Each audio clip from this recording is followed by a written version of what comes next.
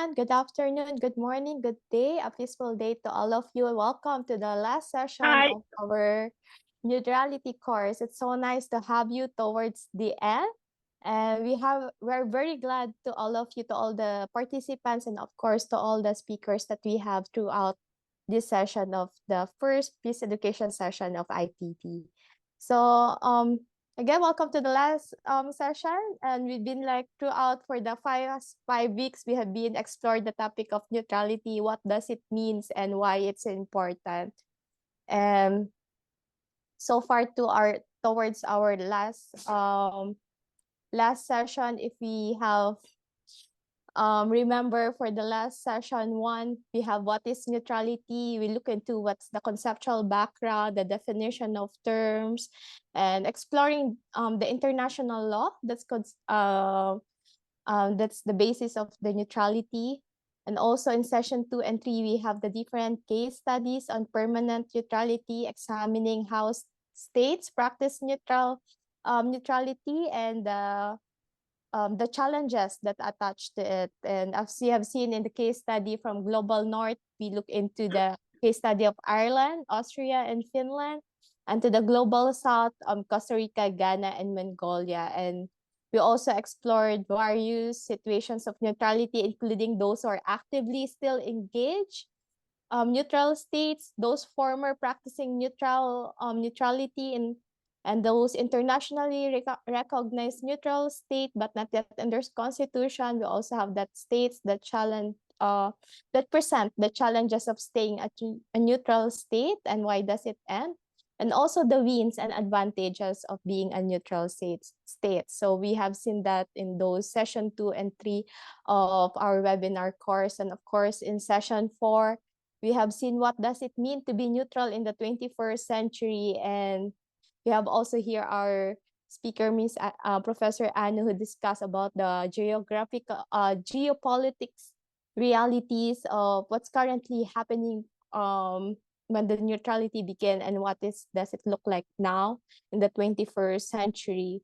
So, and also we discussed in session 4 the different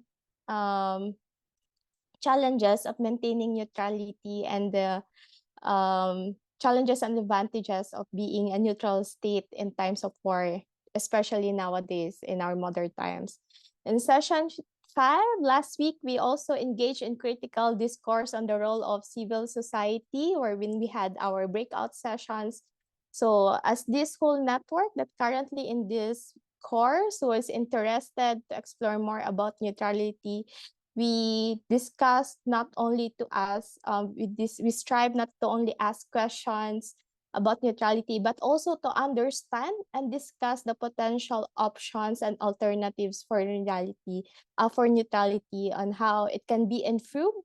And if it's not, and if you still think that until to this end of session, it's not effectively working, then what are the alternatives and what can be improved about it? So it's very important to ask those questions. And if you remember last session also, Anne-Marie, who's also in this call right now, give us critical reflections about neutrality. And if you missed that in our last session, we have shared our new workshop materials in our reading materials about and throughout this course. In session 5, you will see our workshop materials and you will see the critical reflection about neutrality that we can continue to ponder on and reflect upon. Let me just share in the chat box about the link for the reading materials as well, just in case you'll be interested. And of course, for today, we're on our last session, on session 6, viewing the past, the future, and present of the neutrality. And we have amazing speakers, again, that we will have for today. But before we start our formally our session for today, I'd like to ask you again to join us in our Mentimeter. And if you cannot join us, you're always welcome to chat in our chat box about your answer. So you can scan this code or just go to www.menti.com and enter this code 54386419. All right. Hopefully you're able to get in. All right, so towards the end of the course, we'll just like to see like with our participants here today, would like to check in with you. During our last session, how would you rate your experience in the overall course as participants? We've been joining on 5 Mondays since February 5th. So thank you for answering here. 4, some answer good. 3, thank you so much. And there's like 4. You can be honest with us. It will be very helpful with us to evaluate this course. As we have, as I've mentioned, this is our first peace education course in IPB, and your feedback is highly appreciated. 5, excellent. Oh, thank you so much for that. Good. Thank you so much for your for this feedback. And towards the end of this session, we'll actually have our feedback form, and we'll have our feedback session. And we're very, very thankful for your honesty in this, so we can improve our future peace education sessions in IPB. Very good. Thank you so much. Okay, for the last, related to our last session, session 5, this is one of the reflection or one of the questions that we asked. How can civil society contribute to neutrality discussion? So we'd just like to know your opinion about it or your thoughts about that. Of course, you can type in our chat box again on what do you think, how does civil society contribute to this discussion? Okay, we have answer in the chat box by raising awareness and providing a safe space for discourse. Thank you, Chai, for that. The Menti code is 54386419, as you can see on the top of the screen, to conduct peace ceremonies, activism for peace, create culture of tolerance, letters to the papers. Maybe Elizabeth would like to write more. What does it mean, letters to the papers? It has to critically watch the use to instrumentalization of neutrality to promote hegemonical politics, I think. Politicization, manifestation using democratic structures, push for neutrality principles toward politicians, teach it in school. Yeah, I think I never learned about neutrality in my international relations class. To admit that, that will be nice additional. Actually, we have professors here in this course. It could be like a potential topic in their universities as well.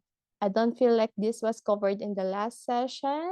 Okay, thank you for being honest with that. I think this is we don't have much time in our group session. If we feel like it's blind date session last week, like a speed dating. So we perhaps in your group you discuss different things as well, and that's completely okay. Sounding on social media and the likes, bringing in marginalized perspectives, engage different stakeholders. I attended a forum by international media organization last week in Manhattan and was not completely widely understood. Thanks for sharing with that. Sharing. Okay. In terms of sharing the experiences and knowledge, I will flag as early as of now. In our feedback form later, we also promote if you want to join the neutrality network, neutrality global network. For those who will be interested to join in that, we will keep you intact. I will keep you updated and share, of course, the materials about neutrality, and keep us updated about neutrality and its current progress. Of course, if you're just interested for that, you can just sign up your name and your email in our feedback form later. Without civil society, neutrality cannot be kept alive and hardly developed. We see that in a civil society examples last week with ABPANG, IPAN, and also in the case of PANA in Ireland. Yeah, change mindset. Wow, change mindset. Thank you for that, Chai. To watch it, use it from critical perspective. It has to serve peace, not war. Okay, that will be a good point it will be this a good jump up point for this session, for the last session of this of our neutrality course. Actually, we'll have a workshop on that. Thank you for your feedback, and I really appreciate your honesty towards it. And for this last session 6, viewing the past, present, and future of permanent neutrality, we will have the discussion on the non-aligned movement of the past, present, and future by our Professor Anuradha Chenoy, and the workshop Reimagining the World with More Permanent Neutral States. I'm sorry I interchanged the names with Maria Teresa Barrios, and she's a professor in Argentina. And also synthesis of lessons learned with Pascal, Lottaz, and feedback form and closing by us in the IPB. So hopefully we will have you until towards the end of this session. So without further ado, I'm giving the floor to our first speaker of the day, Professor Anu, to share about the non-alignment movement. Professor Anu, the floor is yours.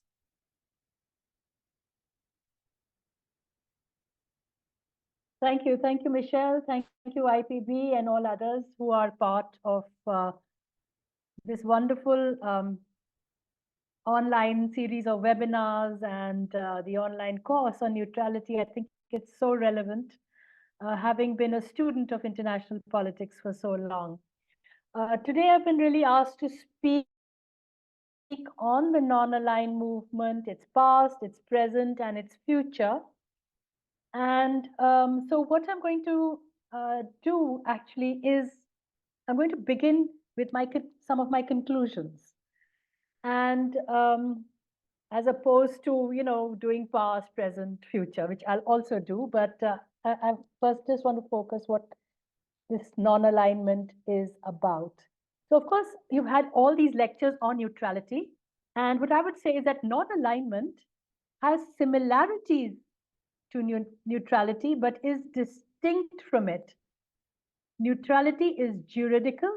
It's a legal status with respect to belligerent parties during conflict. Whereas non-alignment, if you want to put it into the framework of neutralism, it is like positive neutralism. That is taking positions without camp following. And it's interesting because I think one quote made by an Indian Prime Minister in 1955 to the US Congress trying to explain what non-alignment is remains quite relevant, where he said, where freedom is menaced or justice is threatened or where aggression takes place, we cannot and shall not be neutral. Meaning that the countries of the non-aligned movement would make a choice without being in any camps of taking a position. So non-alignment is a position without taking any camp in a bipolar or that kind of world. So this enables really much of the global south is part of this non-alignment, and it enables them to retain their identity. And I would submit that it serves to contain war and restrict it from spreading to vulnerable countries. It also questions hegemony of great powers, and it lends its voice in multilateral fora in favor of international law. Now, so the reasons that countries of what is called the global south today, earlier it was called the third world, before that it was called the underdeveloped countries or the newly independent countries, which were colonies earlier. These are all part of the same group of countries which are called the global south today. Now, so the reasons why they continue to practice and use non-alignment as a strategic choice are really rooted in their experience. So they're not very different from what it was in the 50s, 60s when it began. And currently, non-alignment, I also submit, is playing a key role in the construction of a multipolar and therefore more fair international system. And so the countries which have chosen this non-alignment, they call themselves not a non-aligned bloc, but a non-aligned movement. So it still has that idea of a process, of an unfolding movement, like let's say a social movement or a trade union. Some people have called it that in international relations. So non-alignment is a concept, a vision, and of course, it's also a practice. And you can see this now if you really look at its various phases. And I would argue that it's had kind of like three major phases, which I'd very quickly go into. The first, of course, was a context where these countries who were all had been colonized for, for 200-300 years. They had liberation movements or nationalist movements. And finally, after the Second World War, and mind you, colonialism started in the 16th century, 17th century. So after 300 years, many of these countries got independence for the first time. They entered the world as states and not as colonies adjunct to the colonial past, which were primarily European countries. This also coincided, their independence of these countries of the global south or of the third world or the post-colonial countries, it coincided with the end of the Second World War. And what do we have at the end of the Second World War? That the victors of this war, those who were the allies, they suddenly fall apart and they become bipolar and they see each other as ideological and irreconcilable contestants, and there is a Cold War as a consequence, which we just had got our independence. We saw it like, this is an ideological rivalry. It has material and military control over zones of influence. And so it was very much like about the spoils of war, which bloc would have which zone of influence with the cover of new kind of security and remilitarization. So these newly independent countries, they resisted from being drawn into this bipolar competition, and they decided that they were going to have their own alternate kind of positioning. And this is how non-alignment began. They would not align with either the West-led capitalist bloc or the Soviet Union-led socialist or communist bloc, with which much of the Western world was divided, and the colonizers were divided. So in this period, 1955, when these countries had their first meetings, beginning with just 29 nations in Asia and Africa, their concerns were opposing colonialism, racial discrimination, a general disarmament, because there was also an arms race at that time. They wanted a ban on nuclear weapons. And China, interestingly, also, even though it was very associated with the socialist bloc, they came for the initial meetings of the non-aligned countries. And they also put forward a theory of peaceful coexistence, whereas the other leaders like Jawaharlal Nehru, the Indonesians, the Egyptians, they had what was called the 5 principles, which remain even to date, many of them. We'll discuss that in a while. But these were having an independent foreign policy based on coexistence of states and non-alignment. Second, support to the rising and other national liberation movements. Remember, there were only 29 countries till the 50s. But in the 60s and 70s, this process of national liberation struggles continued and more countries became independent.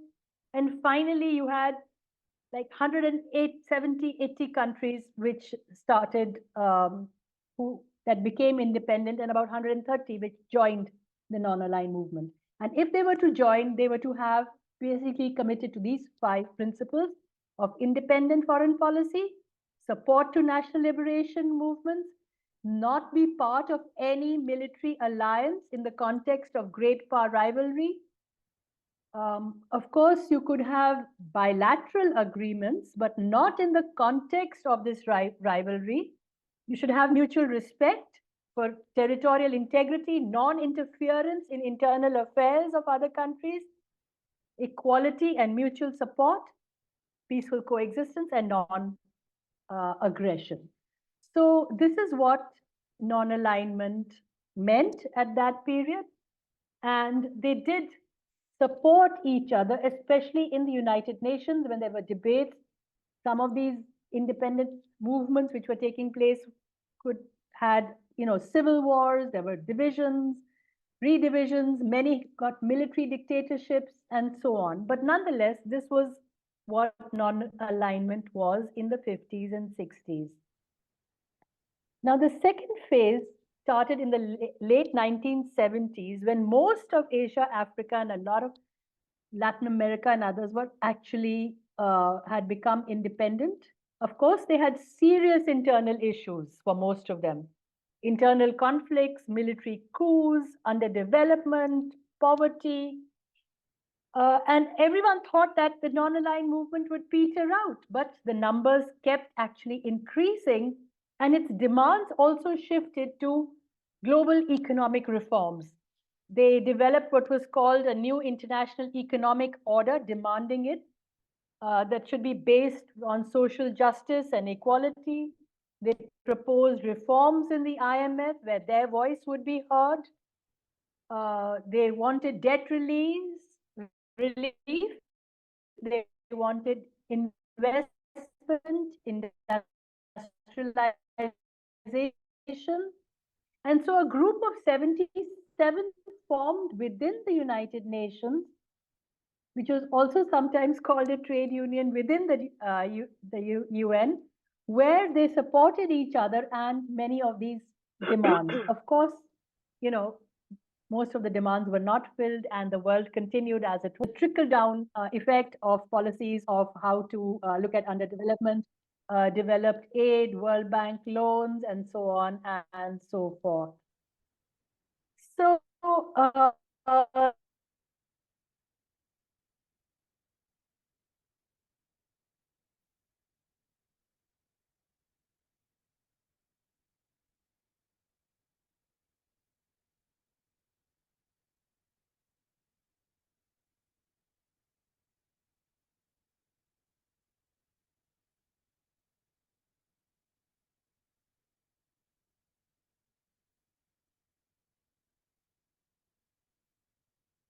sorry, am I connected again? Yes. Okay. So the third phase really was when the Soviet Union sort of disintegrated, and the United States announced a unipolar moment. So everyone thought that, what is the relevance of non-alignment today? But it continued in a somewhat lackluster kind of way.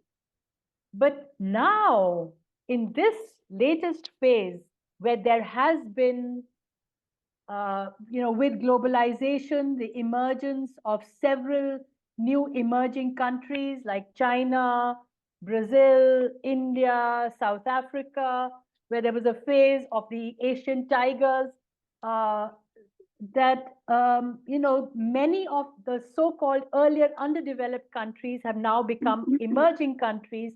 They have come to their own in a way in international politics. They want their voices heard.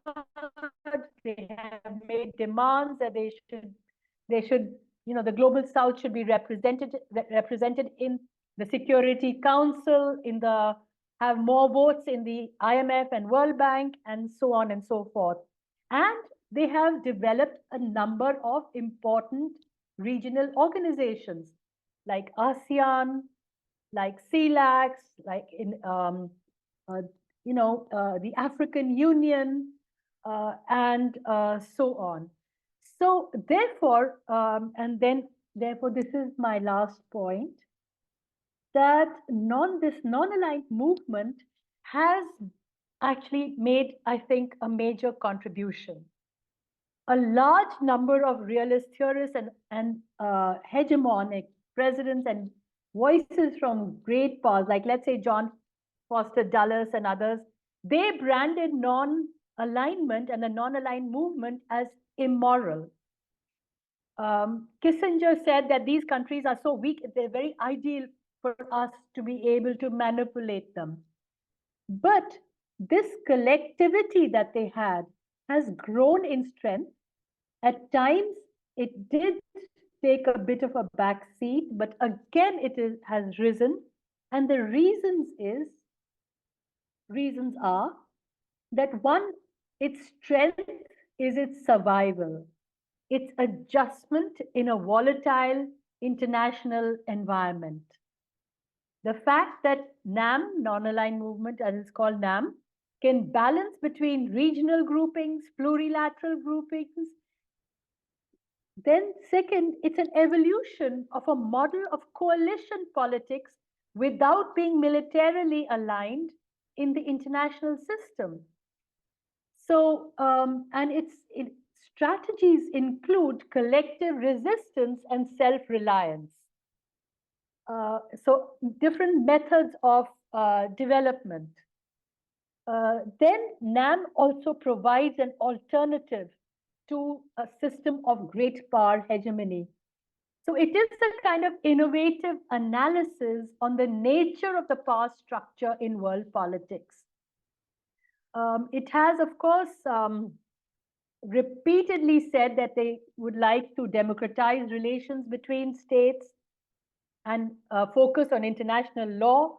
Many times, and most times, in fact, their voices are not heard, but they continue. So NAM is not hegemonic, but it has been subject to great power hegemony in international institutions, in culture, in technology, in communications, in in economics, in terms of the domination of the dollar or the euro or whatever. So they're non-hegemonic in every way. And of course, there are, issues within the non-aligned. It's not that these countries are ideal. Many of them are autocratic. Many of them do not tolerate dissent. The most internal conflicts are within these countries. If you see the list of conflicts worldwide, 95% will be in the global south.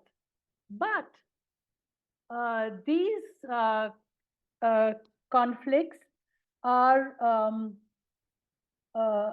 really internal and not interstate as they are today in Europe, for example. Today, Europe is at war.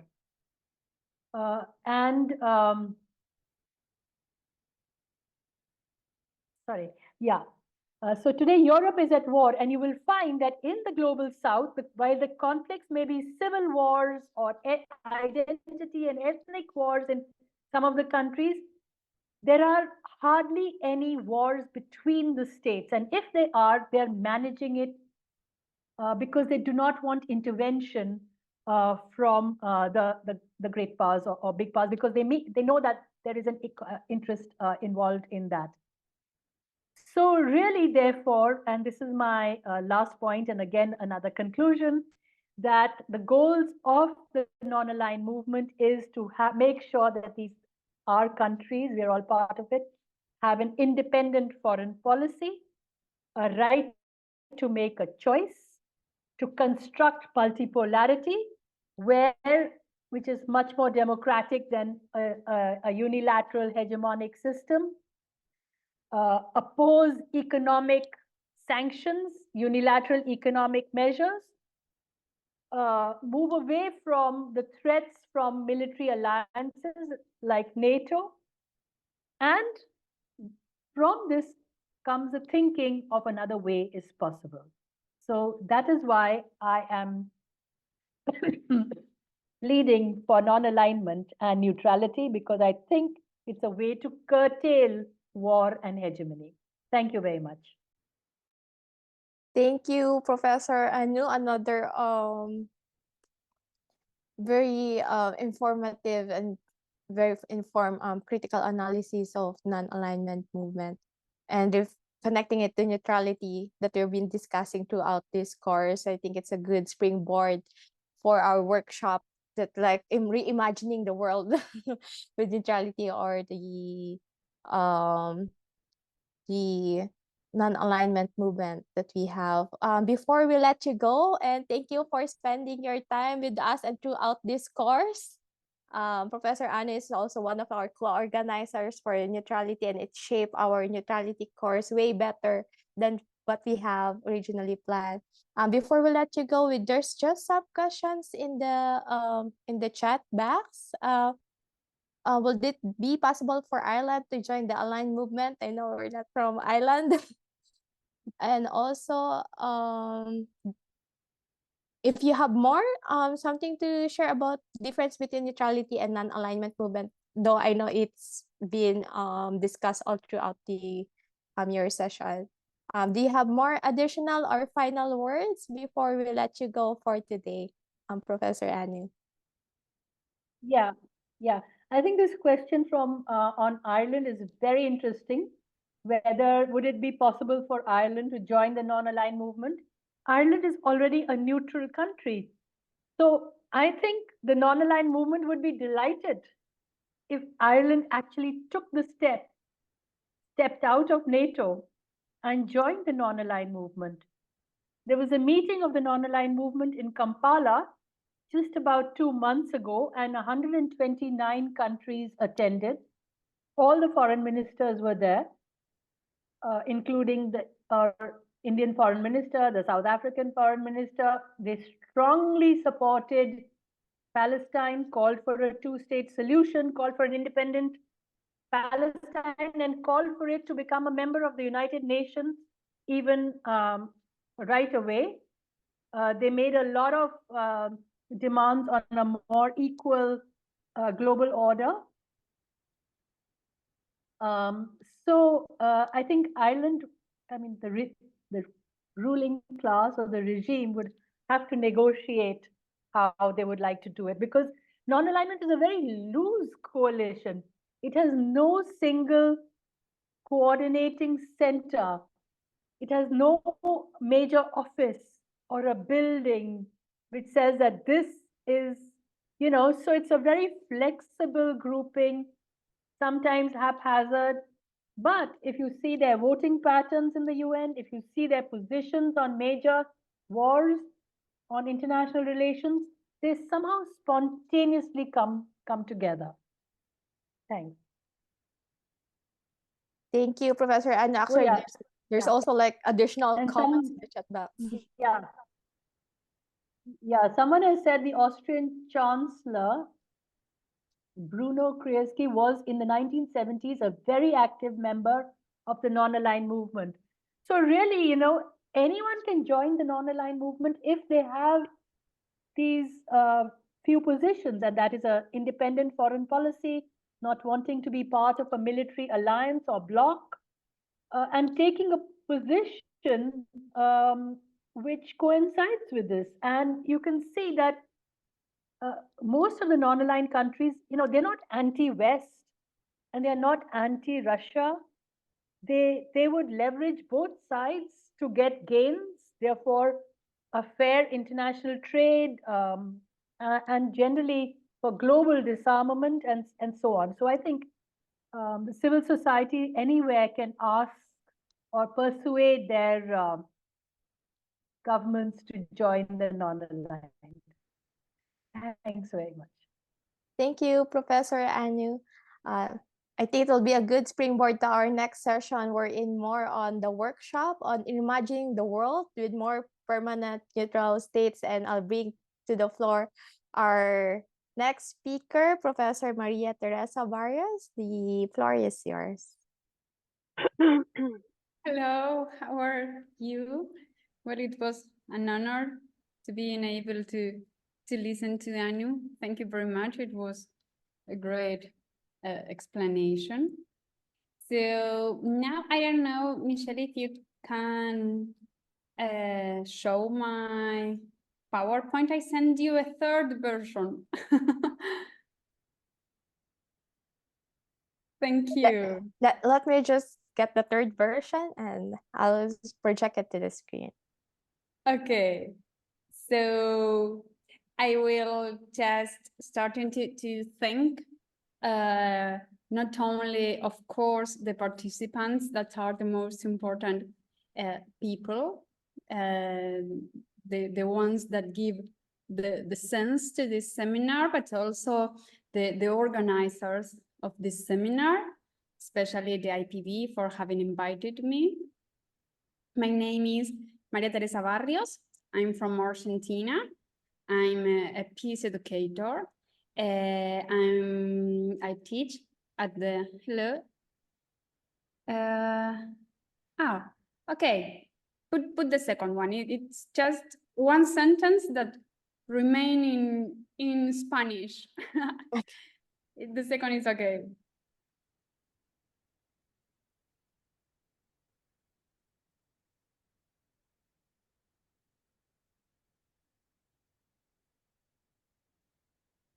If you can go directly to the third filament, or I don't know.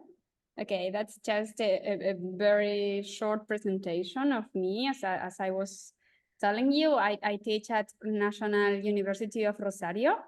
That's my city. And well, I am part of IPB, and I am the co-president of the Ibero-American Alliance for Peace. So let's go to the workshop now. So the next, thank you, Michelle. So this part will be a workshop, and it is named Reimagining the World with More Permanent Neutral States. Here, as I am a peace educator, I will give you, or I'm interested in trying to give you a summarized peace and other human rights education perspective. Sorry? Can you hear me? Okay. Yes, we can hear you well. Yeah. Great. So why I put this that other human rights, since I consider that peace is a human right. Yeah, this is another seminar, peace as a human right. But in these minutes, I would like to give you some points so that you can have a peace education perspective of neutrality. So I really consider that neutrality and peace education are crucial for building a foundation of a more peaceful world. I am also a member of the global campaign of peace education. The global campaign of peace education has a slogan that says, "There's no peace without peace education." Okay, but I also consider that many other things are very important also to achieve this goal of a peaceful world. Demilitarization is one of them. And now that I have been learning a lot of neutrality, I believe it is a very important topic also. So I can affirm that it is very difficult peace without neutrality. Yeah.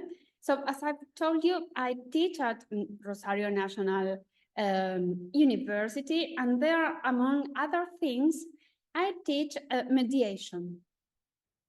So as you can imagine, neutrality is the key to impartiality and fairness in peaceful conflict resolution.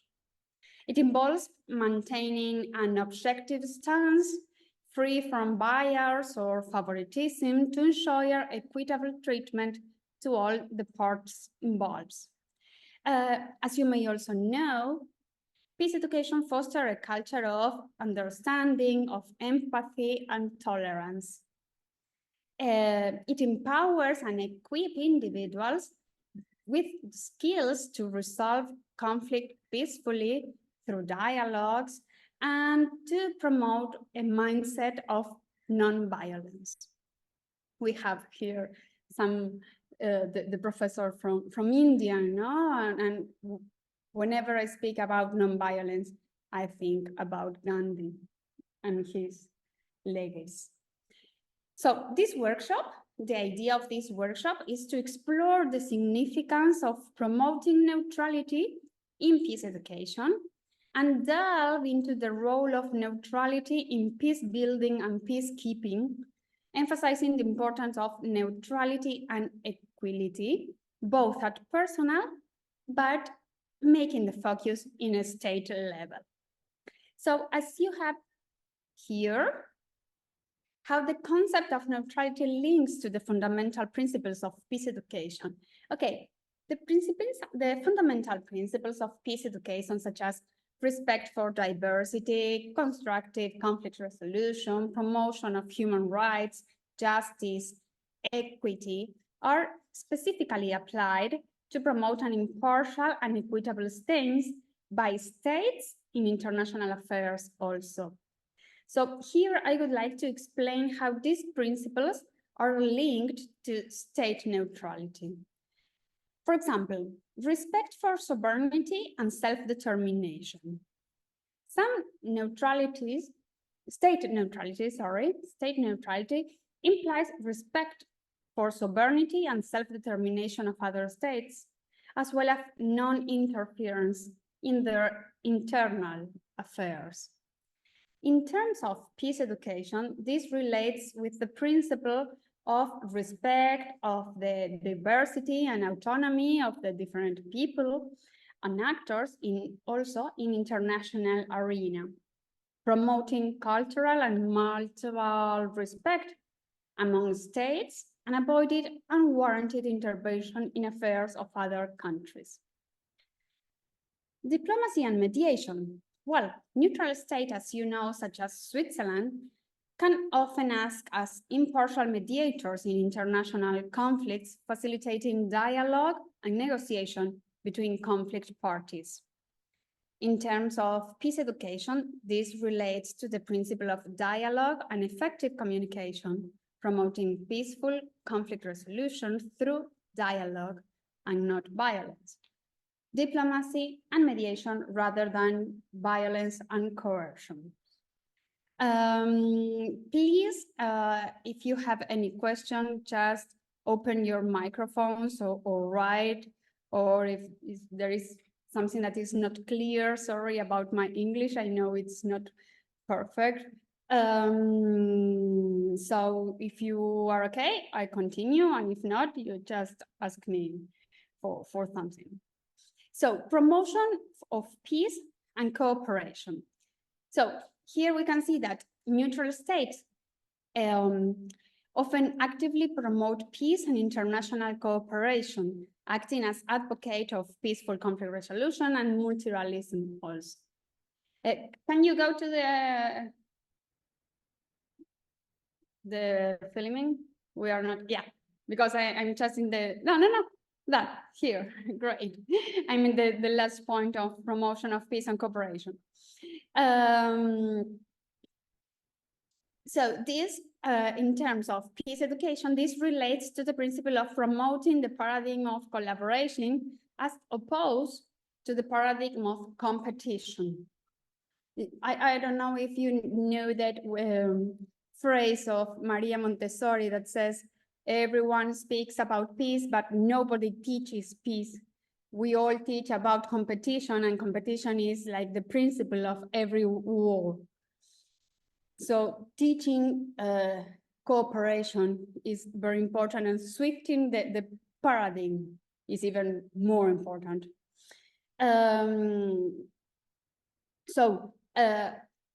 Fostering collaboration among states and not only among individuals, address to common challenges and work together.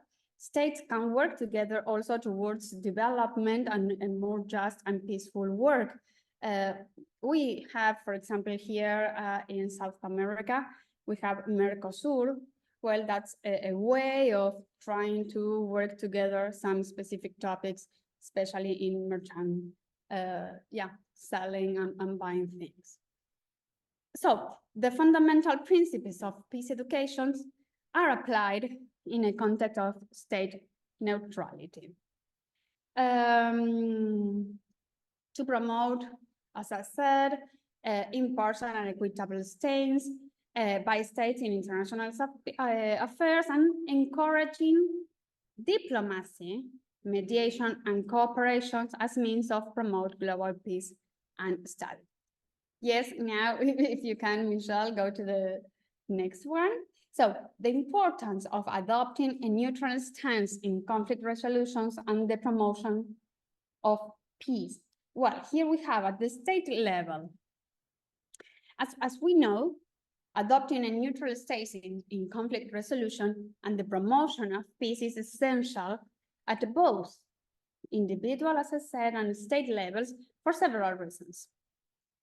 First, neutrality allows parties involved in a conflict to approach it in an impartial and equitable manner, which facilitates the search for mutual acceptable solutions and the reduction of tensions.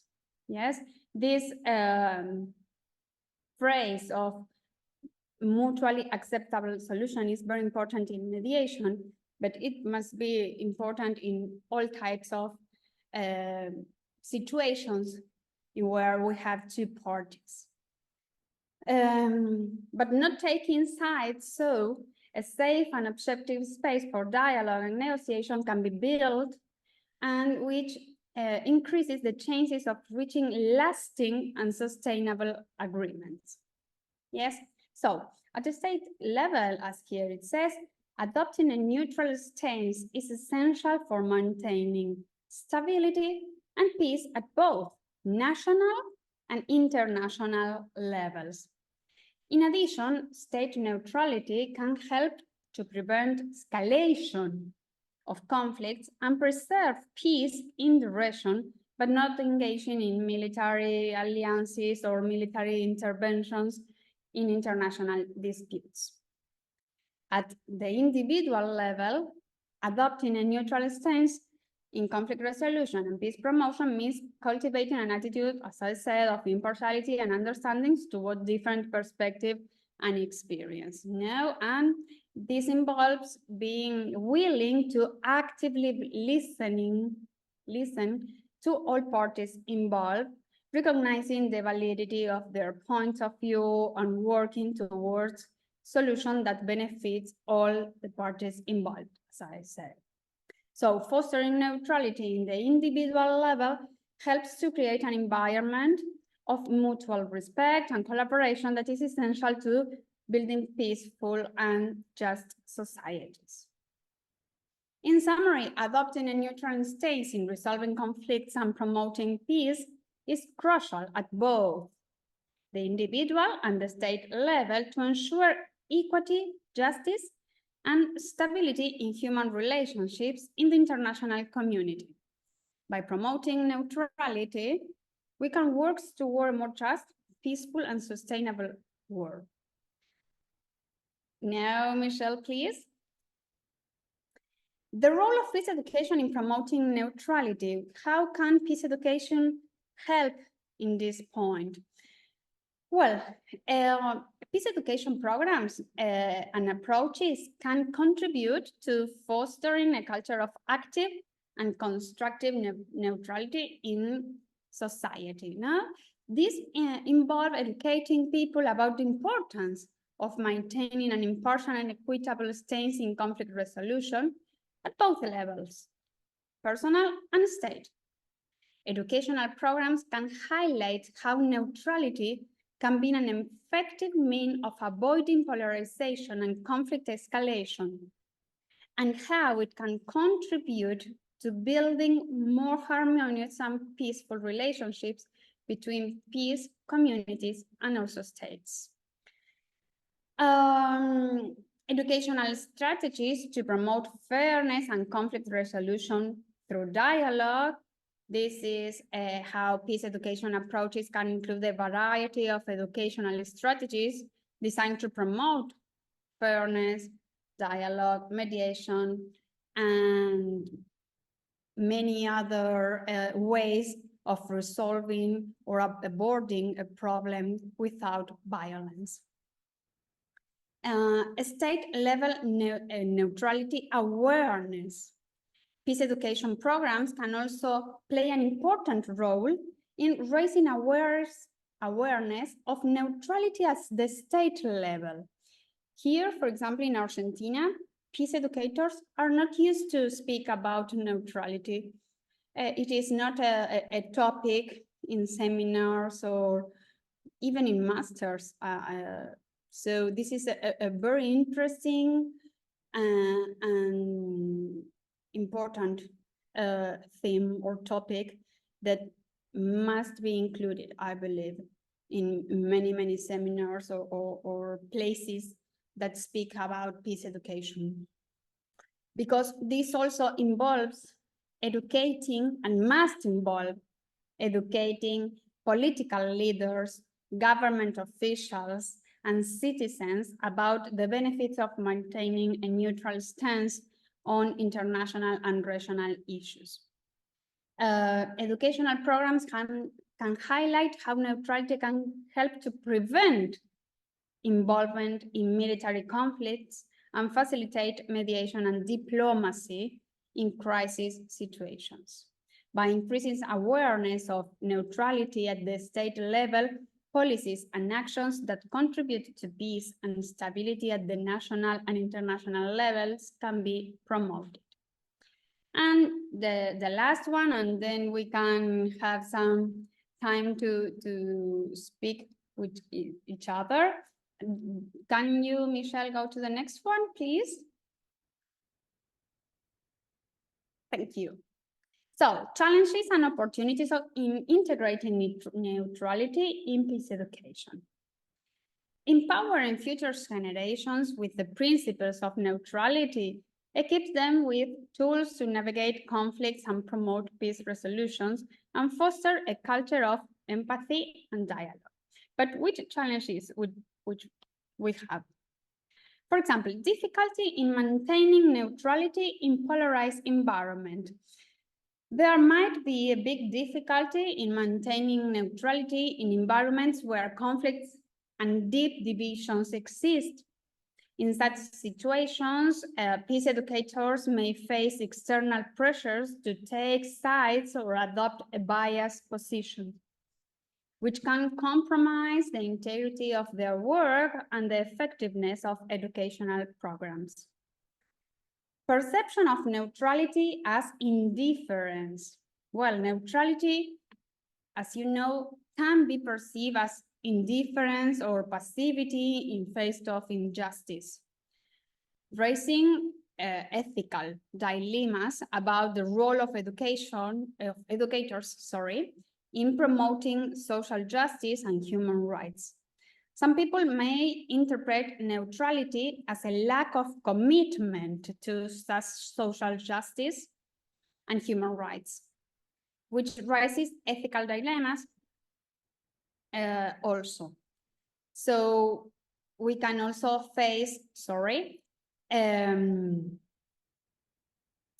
resistance to change. That is the sentence that I realized it was in Spanish, sorry. That means resistance to change. So it is that integrating neutrality into peace education might be resisted by those who are accustomed to approaching issues from a partisan or biased perspective.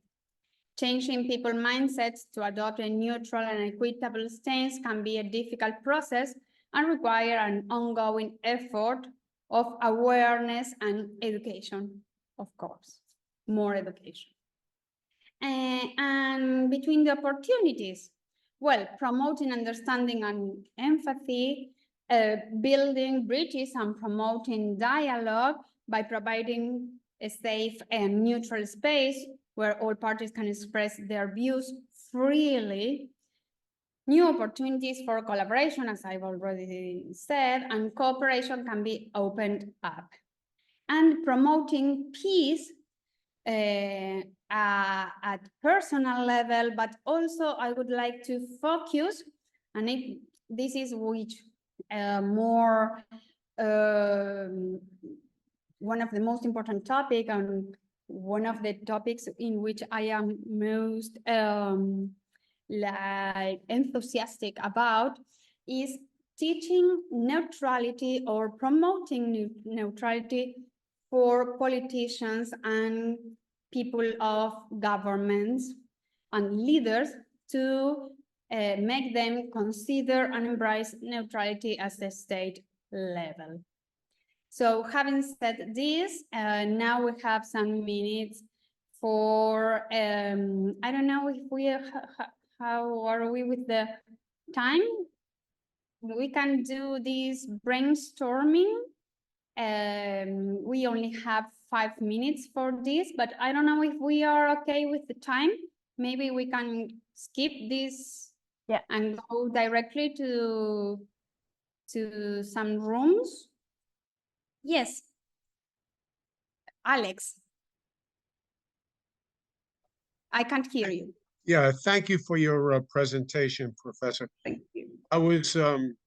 I come out of George Mason University in Virginia Law School, and at our campus, we have a Jimmy and Rosalind Carter School for Conflict Resolution and Peace Studies. I don't know if you're familiar with that organization.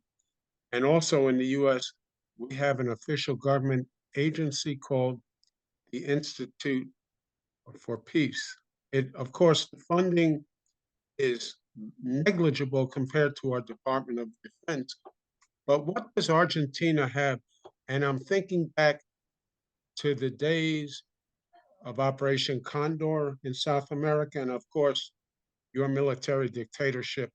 How have you overcome the tremendous stigma that still exists around the world about Argentina's political system, its government, etc.? And not to be biased, I'm not biased, I'm just curious. Well, I don't know. I don't know if what I am going to say respond to your question, but we are very proud of our human rights policy. I don't know if you know, but many, I mean, the big majority of the people involved in the military government that were killers, or there is a better word for that, genocide, because we speak about genocide here, and they are in prison and in common prisons. Some of them are dying because of the ages, but I believe that is repairing in a way. And the other process that I believe that is repairing is the process that we call the grandmothers. The grandmothers are the grandmothers which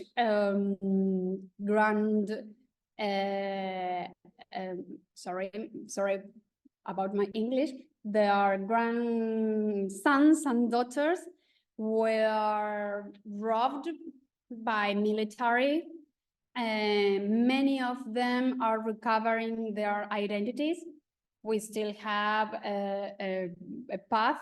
They are not all with the real identity, but many of them have recovered their identity. We have a very big program to people that are in that age, I mean, that were born in the years of the military government, and that they suspect that their parents are not their biological parents, so they can go and have some genetic test, and many of them have recovered their original identity.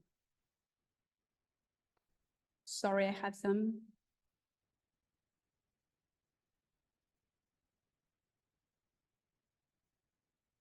Well, I have another question. If Argentina politicians would be prepared to take part in neutrality lessons, I hope so.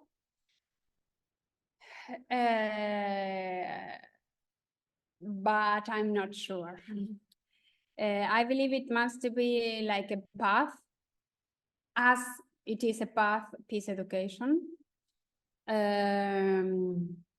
Maybe small countries such as Uruguay, I believe it could be more easier for Uruguay to start neutrality in South America. I know we have Costa Rica in Central America, but I believe we don't have cases in South America. So maybe, I don't know, Uruguay or Paraguay, maybe, or Bolivia, may start that, and then the big countries go before after them. So yes, we can go to the breakout rooms, of course. Sorry, here I wonder if you could explain how peace education can contribute in a state level neutrality awareness, give us some examples. B, elaborate on the Argentinian current challenge in terms of peace, depolarization, and protecting human rights.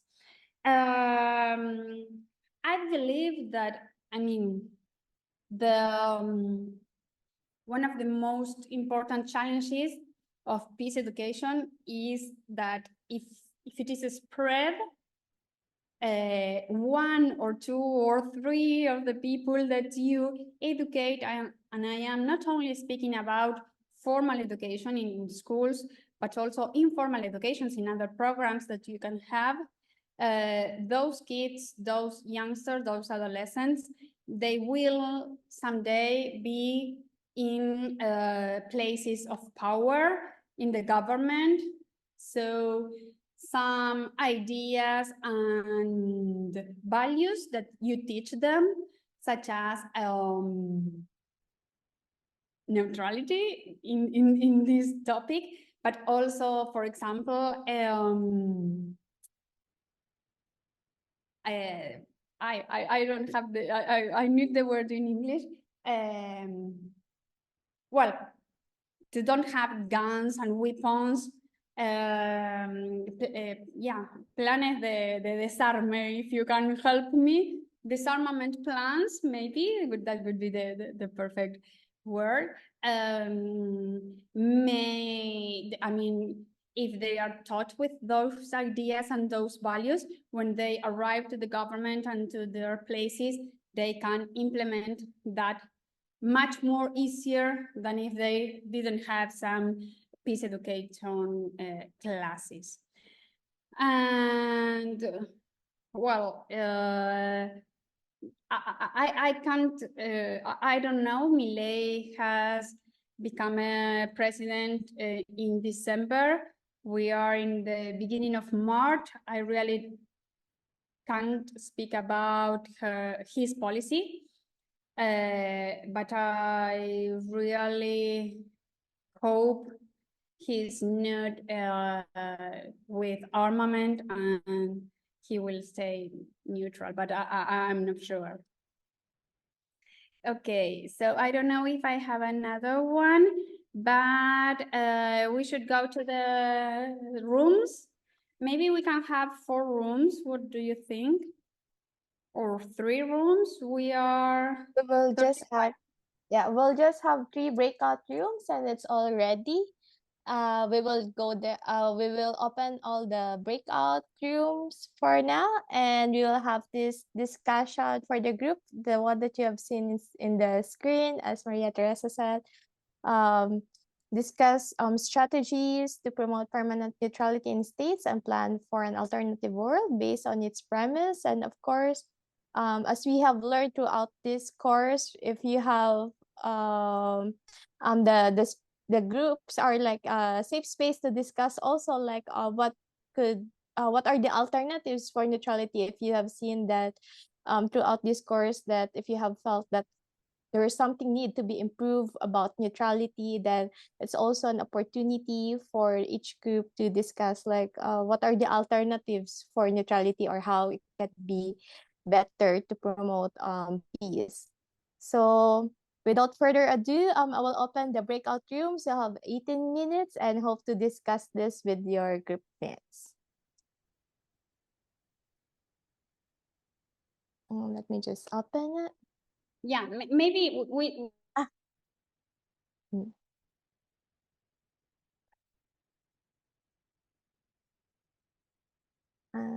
So sorry.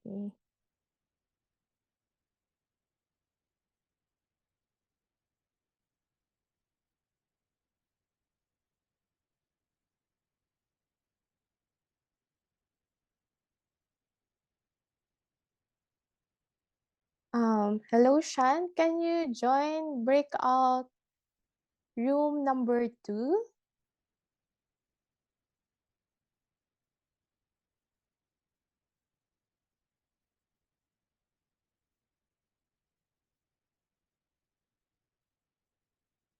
Thank you.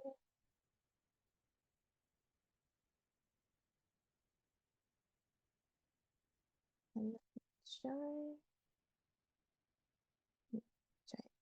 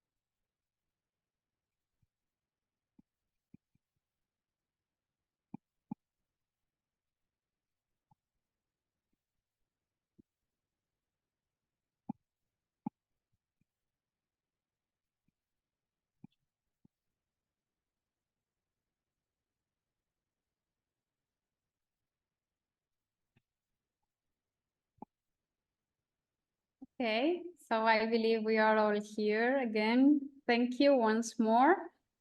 So if the representative of each group want to talk, we have very few minutes, but if you can summarize what you have to speak. I don't know, maybe Pauline, do you want to start? Okay. Hopefully I'll make sense here of the wonderful things that people have said at our meeting. I think Elizabeth mentioned that we would need more sense of bridge and communications between nations and between countries. And this was taken up too in terms of peace education, that peace education from the ground up could actually promote peace strategies, but that it was important for the grassroots movements to actually have a say. And this was also taken up by Rosary, who thought that a multi-stakeholders approach was the way to go.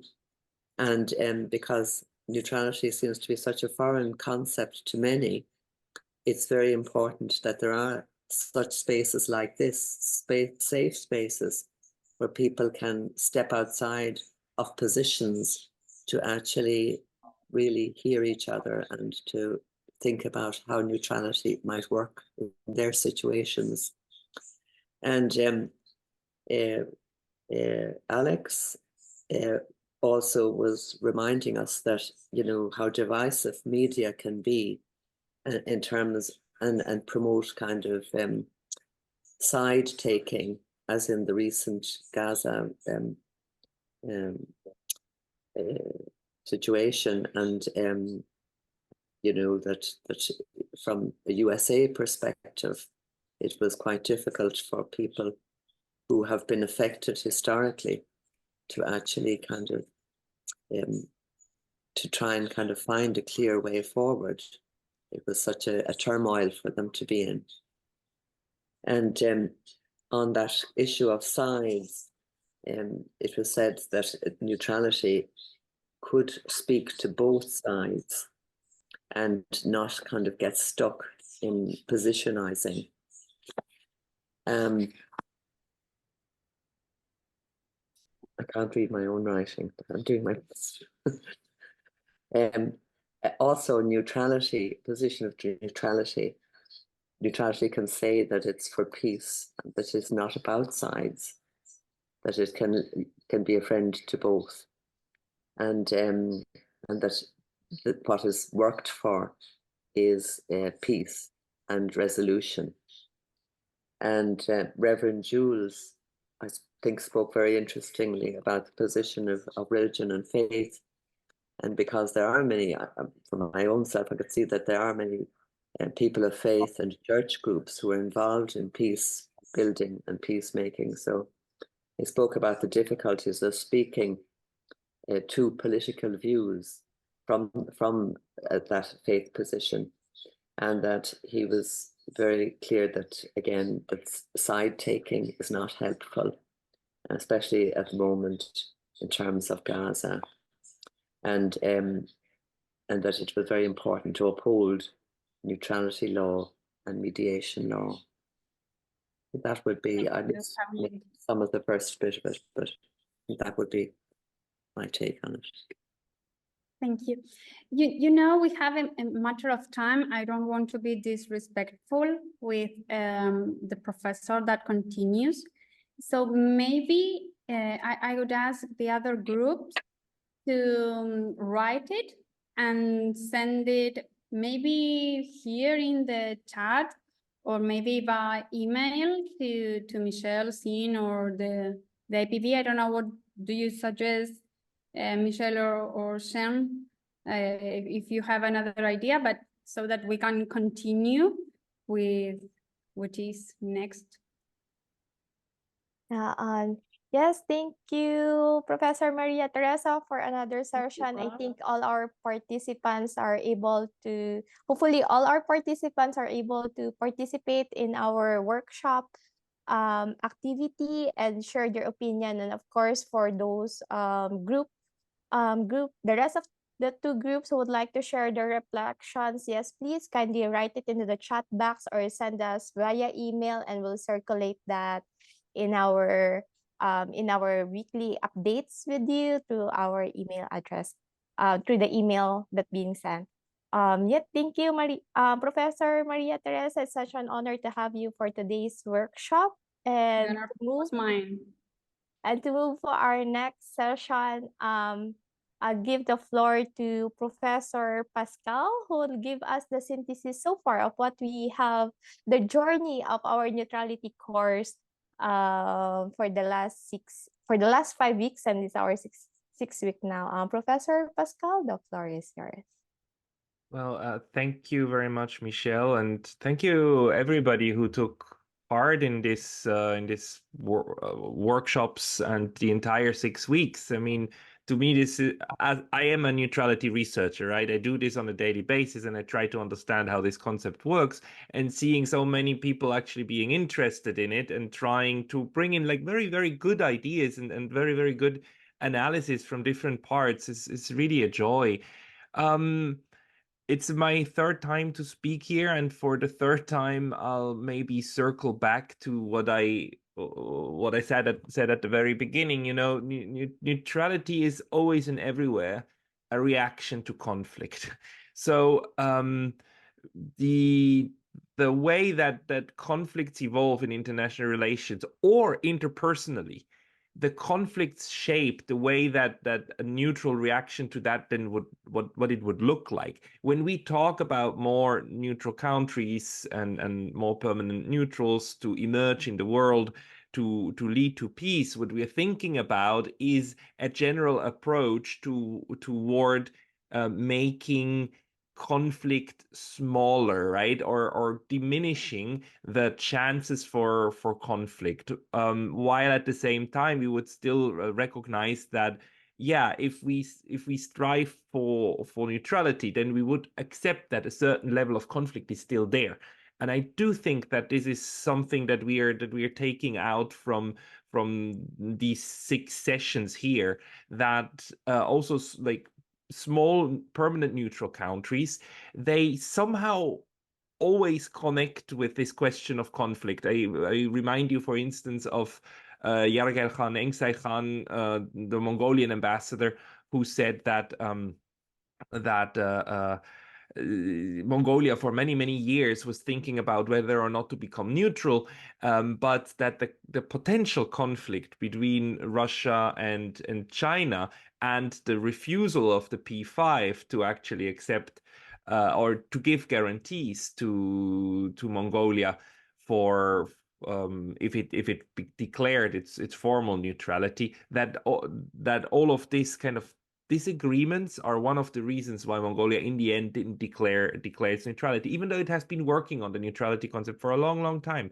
And also the colleague from Ghana, who said that Ghana today is not a neutral state, but it has been engaging with neutral arguments, and of course with the non-aligned movement, and the non-aligned movement itself, right, which is a movement, like a process, as Anu so correctly said, but a process that tries to take itself away from the logic of the bipolarity, right, of the Cold War. So we have really very, very different concepts and approaches floating around, and we put the roof of like neutrality above it, in the same sense that we, you know, when international relations is peaceful, we put the label of peace on top, right? When countries do not fight with each other with weapons. But we all know that even when countries don't use weapons, they still have disagreements.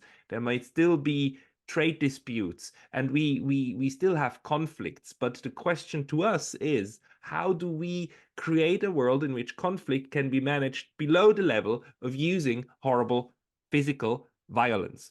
And we have several tools for that. One of the tools certainly is, you know, jurisprudence, international law, and we've developed these over centuries. And one of the things we've seen here is that also the neutrality concept, and I include everything here, right? Because we can use the word neutrality when we mean permanent neutral countries like Switzerland and Austria, or we can use it as an analytical category, right? And then it's a very broad umbrella term. But countries that basically say, or approaches that say, okay, when there's a conflict, let's try not to be immediately sucked into one of the two camps. This is an approach for conflict management, which is why I think it would be good if we continue to think about neutrality and conflict management together, and how to make it more useful, because one tool can reinforce the other. I would just also like to show again one picture that I love very much, and I think it does explain quite a bit, and it backs up my claim. I claim that neutrality is a reaction to conflict. But here I have a very nice picture that shows this. Let me see if I can just share my screen with you. This one here. You know, there's this beautiful tool called Google Ngram Viewer. This is a free tool for everybody to use, because Google has Google Books, right? For the past 20 years, Google has been scanning every single book that it could get in its hands. And these books are not open for us to read because copyright, but Google is able to index all the words that are in these books, millions and millions of books, and then make statistics out of it. An Ngram Viewer, an n-gram is a way to look at how many times a certain word appears. So what you're seeing here in front of you is all the books between the year 1800 and 2019 that Google Books has scanned, and then the lines represent certain words that I'm looking for, and how many times that they appear compared to how many other words there are at the time. In the compendium of what it has scanned. And I have here 3 terms for you. The first one being neutral country, that's the blue line. The second one being the term neutralism, that's the red line. And the third one, non-alignment, that's the green line. And it's very, very interesting when they spike up. Can you see that the red and the green line, they're virtually non-existent until really right after the Second World War. So neutralism and non-alignment are new concepts that were born only after the Second World War. Before, there were basically, you know, those were like mentions in ways that don't really matter very much. But then they shoot up right after the Second World War, right? And the blue line is the term neutral country. I use that because in the term neutrality could also be like something like net neutrality or unrelated things. But neutral country pops up and rises always when there's war, like 1800 to the 1820s, right? These are the Napoleonic Wars. Over here, the Crimean War in the mid 1800s, mid 19th century, and of course here 1900, very little interest, and then it shoots up the closer we get to the First World War, and this line is naturally lagging a little bit behind, right? Because the war starts and then interest in neutrality rises and people write about it, publish about it, and then it falls, and of course the Second World War, right? This is when people get interested in neutrality, when actual conflicts happen, and this is when people talk about it, and this is what we are doing. You and I, everybody, we are talking about this topic because we are going through another cycle of conflict. And then neutralism and non-alignment pop up because they are new ways of confronting a new conflict. The conflict in the Cold War was the bipolarity, which was not everywhere a hot shooting war, right? Neutral country refers always to neutrality in the legal sense. The old way, right? A way that is also very like that a lot of countries tried to divorce themselves from until today. But neutralism and non-alignment are ways in which are new ways of countries that try to do their own thing. They tried to not be sucked into one of the two camps and remain independent as possible. And I would predict that as we go forward, we will see a surge of all of these terms in the very near future. And it is our job, I would say, especially after this this very interesting seminar, to help this grow and also grow the ideas and an understanding for what a world with with a more neutral approach towards conflict can look like. Again, the flip side is that we accept that certain levels of conflict are okay, but as long as they're not violent, I would say they're okay, and we could foster, try to foster certain concepts. Our group earlier discussed this. One thing to go forward, for instance, might be a charter of neutrality, a declaration of neutrality, a memorandum of neutrality, where we lay out in very, very general terms on 1 or 2 pages what it means for, let's say, the International Peace Bureau or other organizations that we support neutralism in world politics, and then try to have more and more organizations sign up to a very, very broad, very, very general concept. And I said that earlier in the group, but ASEAN is a very good example of this, because ASEAN is the Association of Southeast Asian Nations is forced by design to create concepts that are very general, because each member has a veto. But ASEAN created in the 1970s the idea of ZOPFAN, Zone of Peace, Freedom, and Neutrality, because peace, freedom, and neutrality are 3 terms that are very, very easy to agree on. So we should probably try to do that, create terms and ideas and concepts that are easy to agree on, and from which then different countries can develop different concepts themselves, and different groups, different activist groups in different countries, so that the Mongolian activists can try to include their third neighbor policy themselves, so that the Ghanaians can include what they need for them. And those might be different. Neutralities at different speeds, and neutrality movements at different speeds. But underlying its understanding that neutrality and peace activism basically goes together in order to oppose people who argue, like Jens Stoltenberg does, that peace has to come through weapons. Or, I mean, the Russians too, I mean, Putin too, right? I mean, everybody tries to create peace through war. And I guess for a peace movement, the basic understanding has to be that we don't do that. And this is also something I take away from these discussions, that there's many different ways of developing neutrality over time, and that we are at a very, very dynamic point in time right now, actually. And I do hope it will be, because in the end we move away from confrontation. It could be because we're still moving toward the biggest confrontation to come yet. I hope not, but I would like to give up the rest of my time to also let Sean Connor talk a little bit, and maybe if we have last questions, to discuss them here. It has been a privilege. Ladies and gentlemen, thank you very much. Yes, thank you, Professor Pascal, for that. For our participants, maybe we can entertain 1 or 2 questions. Do you have questions for Professor Pascal so far? Your remaining questions for this neutrality course? I think it's the right time to ask. Anne-Marie? You're muted. I have a question to Pascal. I just read a long, complicated article written by a professor called Perry Anderson about international law. I don't know if you know him. And he is talking about this hegemonical concept of international law. And I wonder, because today, and also I think the international law and neutrality is very often thought together. How do you see the link between the 2 concepts? Otherwise, I just wanted to tell you that this picture is brilliant. It's excellent. I like it very much. And I think, yes, we should think about this kind of declaration in using these instruments. Thank you so much.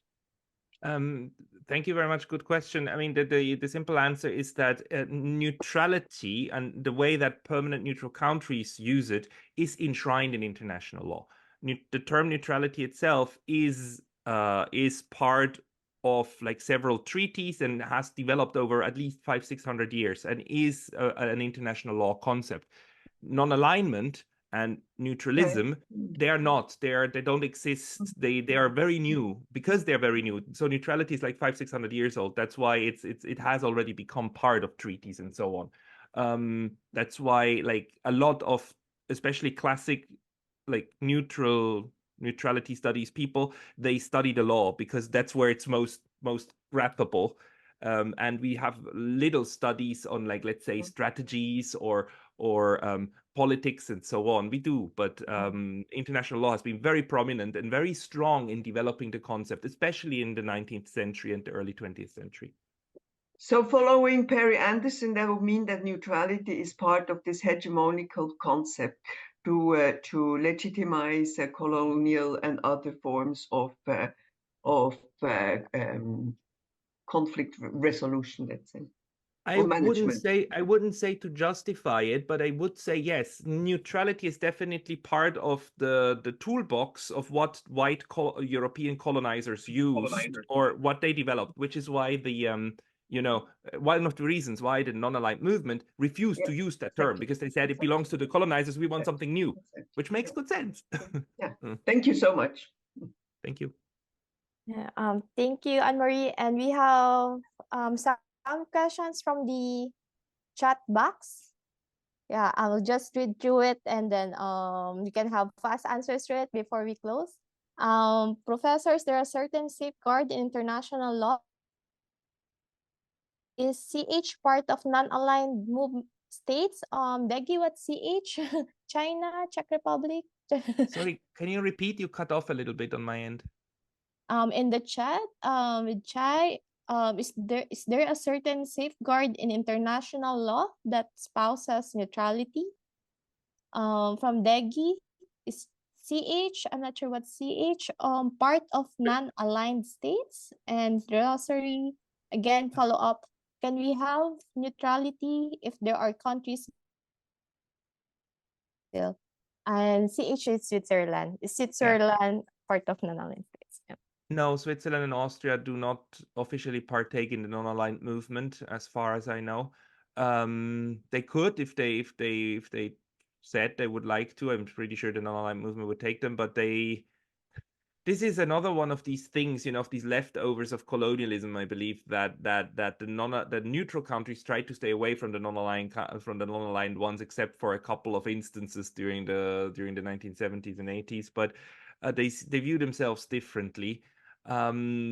Safeguards, I don't know what is meant by safeguards, but the international law of neutrality is one that has developed organically. The best book to read about this is Stephen Neff's A General History on Neutrality. Came out in the year 2000. Stephen Neff is the greatest guy who wrote about this. And it developed because it was useful to everybody, this neutrality thing. Just as we are talking about it as something useful, states have used it in the past, and they will use it again.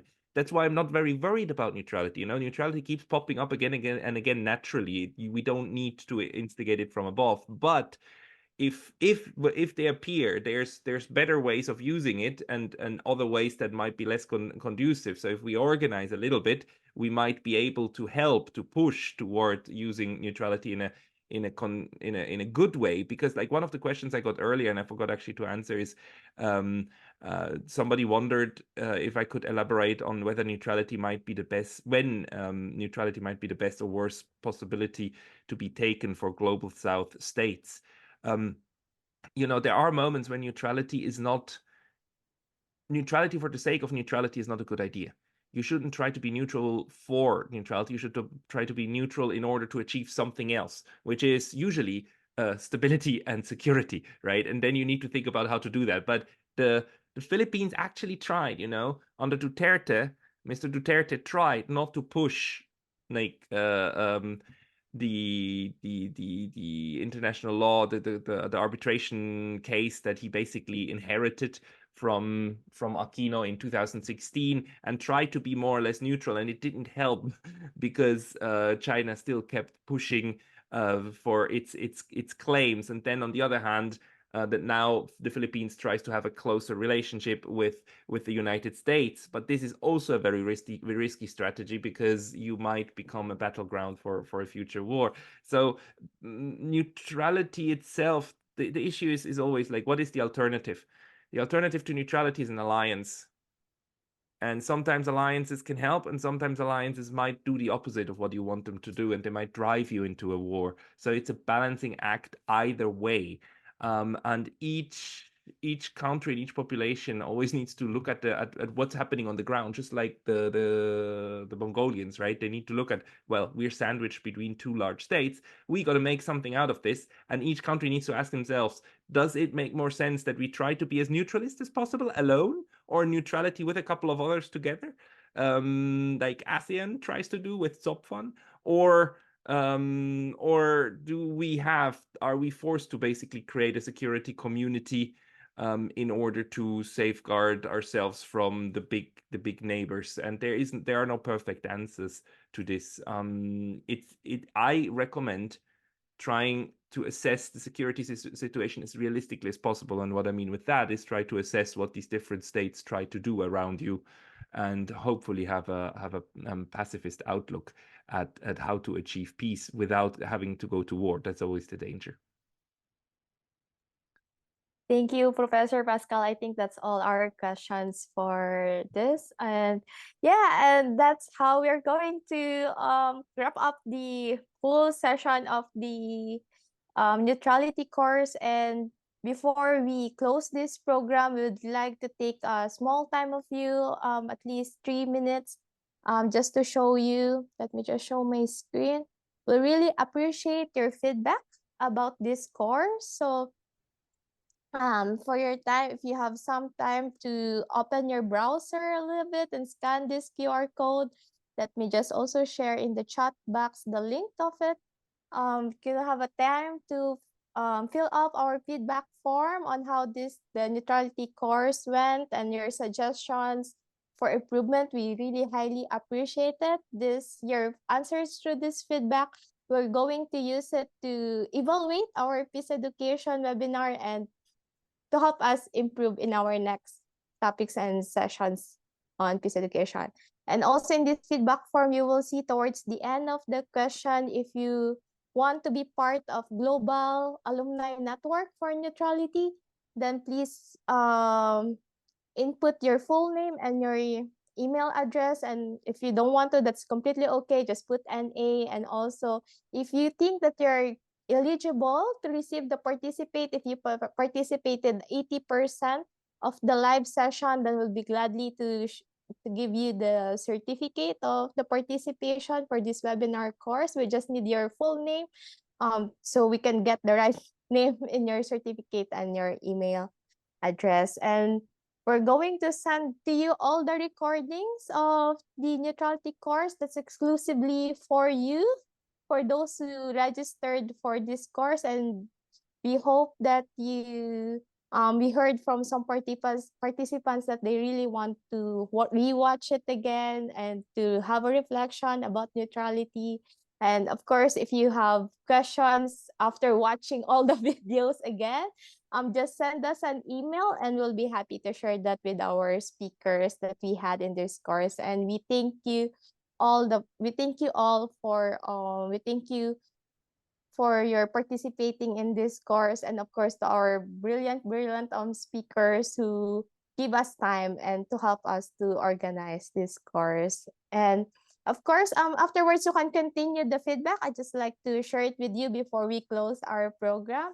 And also would like to promote to you two related events on neutrality. As you can see in the screen, we'll have Neutrality International Congress live in Bogota, Colombia on April 4th and to 7th. You can scan the QR code, and I'll also post in the chat box about the link about it. And we'll also have Reimagining Neutrality and its research in Kyoto University in Japan. I think Professor Pascal can tell more about it. I can share it to the chat box as well about the details and the link for those events. And the registration is currently open for these two events, and we'll be happy to have you also in those events. And you can send the email towards us if you have questions regarding these two events as well. And yep. And I think that's it for me. And of course, the feedback you can complete it towards after the session. All right. And to close our program, I'll give the floor to our Executive Director in IPB, Sean Connor, to take the floor. Thank you, Michelle, and thank you to everyone who has been with us during these 6 weeks. It's been really an informative and an intense 6 weeks. We've learned a lot. We've had some great exchanges, but of course, it's only a starting point. So to maybe begin here, I would first say the International Peace Bureau has sort of started a new experiment with this webinar series, or several experiments for that matter. But this is, for those of you who don't know, the first time that we have done a peace education webinar series, at least in the past decade or so. It's a new project that we've just begun to try out. And so this was really our pilot, and we thank you all for being a part of that, for joining us for this. It also has taught us a lot about how to improve these courses and how to move forward with our work on peace education, which is now going to be one of the fundamental campaigns and principles of IPB. So this first attempt would not have been possible without all of you.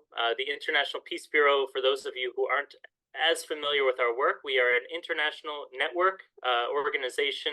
We have 400 member organizations and 1,000 individual members in around 100 countries around the globe, and we continue to grow with new organizations and new activists joining us quite often.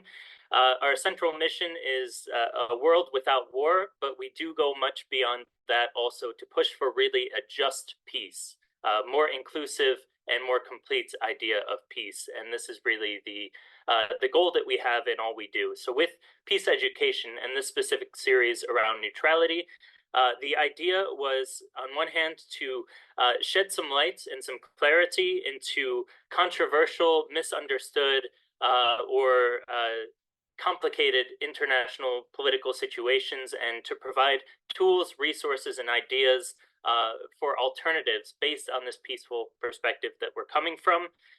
So we hope that during these 6 weeks you have learned a lot, but also developed some new ideas, some new interests, and some tools that you can use, including connections with IPB and the others in the calls for actions in the future on how specifically neutrality can work towards the creation of a peaceful world, or what the alternatives to what is currently neutrality could be for the future.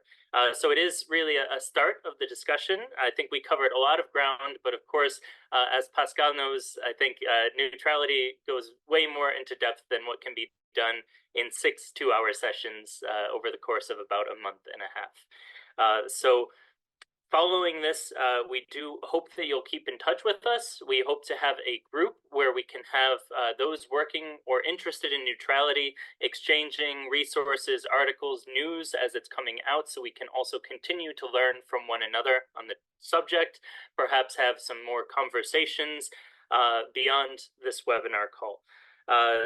We will also have more peace education classes in the future. The topics and dates for these are not yet decided, but with your feedback, so we do really hope that you'll fill out the evaluation forms and provide us with some feedback so that we can learn and improve for the next course that we'll offer. And of course, we will keep you all informed when those future courses come up.